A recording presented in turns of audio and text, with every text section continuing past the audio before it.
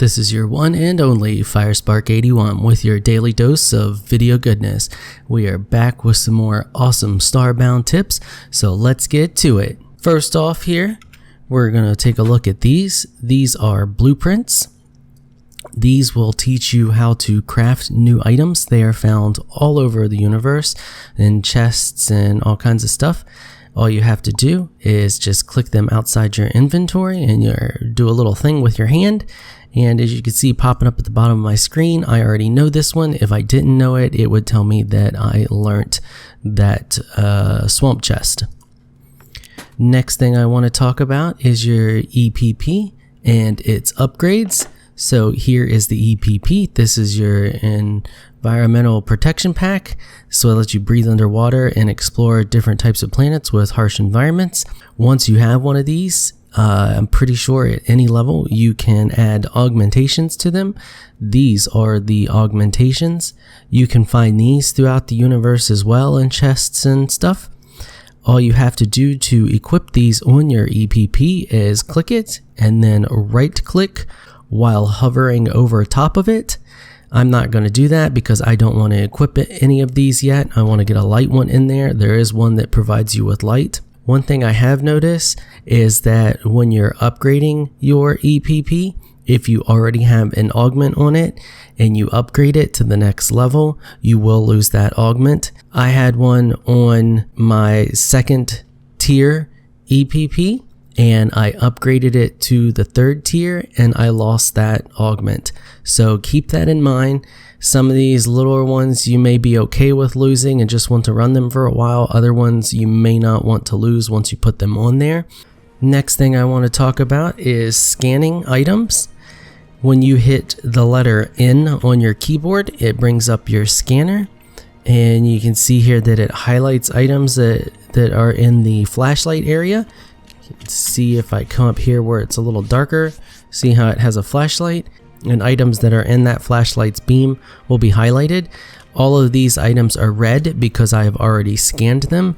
If I had not scanned them, they would be blue like this.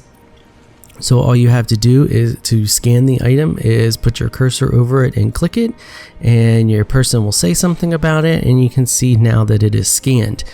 The main quest line that you do requires you to scan items. Those items that you are required to scan will show up green. That separates them from the other normal blue items so that you know you need to scan them. So while you're out and about in the different races, locations, and villages, make sure that when you have your scanner out, you keep an eye open for those green items. You can also find a list of the items that you need for each race on the wiki, and I'll provide a link to that below. Next thing I want to talk about is the pixel printer. And that is this thing right here that I'm jumping in front of. This thing allows you to recreate items that you have scanned. Now please note that not all scanned items will be available in the pixel printer. I originally made this because its description, when you read it in the architects table, makes you feel like you can reprint anything in the game that you have scanned, because it says that the machine can reorganize pixels into almost any shape. And then I went on to the wiki and read more about it, and it made it seem like it could reprint anything that I scanned, but it cannot. It only seems to reprint certain things. Some stuff that you can craft, you cannot reprint. Some stuff that you can craft, you can print. Some items just don't show up in here at all. I noticed that a bunch of the scanned items that you need for the quests do not show up in here. And stuff like the storage lockers, those do not show up in there. You can see here I have scanned the storage locker. If I go over here to my pixel printer and I go to the storage section, you can see that I do not have the Novakin storage locker. So some things to keep in mind. It is handy because it can print lots of stuff like easy lighting, and the prices are relatively cheap. And if you watch my tips to make easy money in this game, which I will put a link to here in the corner, you will never run out of a shortage of pixels to print out whatever you would like to print. The next thing I want to talk about is the bed. Beds come in all kinds of shapes and sizes. You can see here that mine is a haystack. One thing that I wanted to point out is that when you are in the bed, you do not lose your hunger.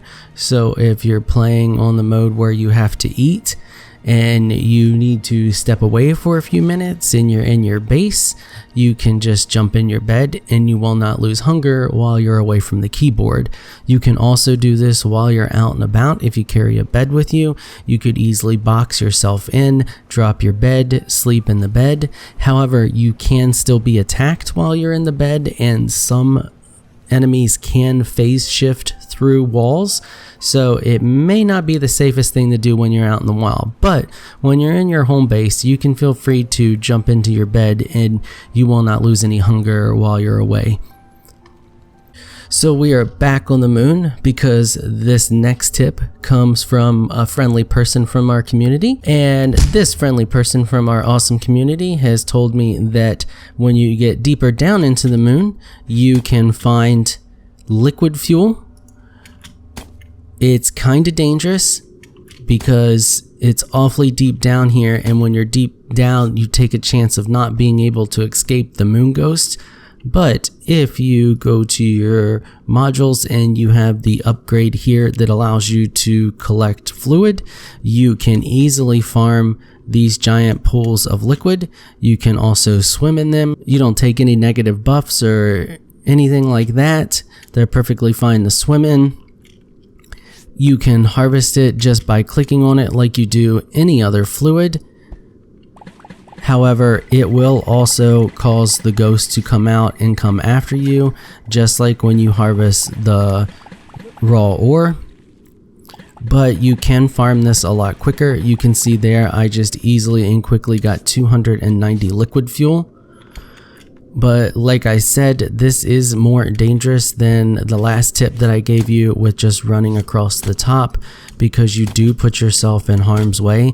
I like to just make a hole straight down so I know where that hole is, mine the liquid quickly, and then jump back out of the hole as quickly as I can. It's also handy if you have the spike ball, because you can just run up your pathway that you made.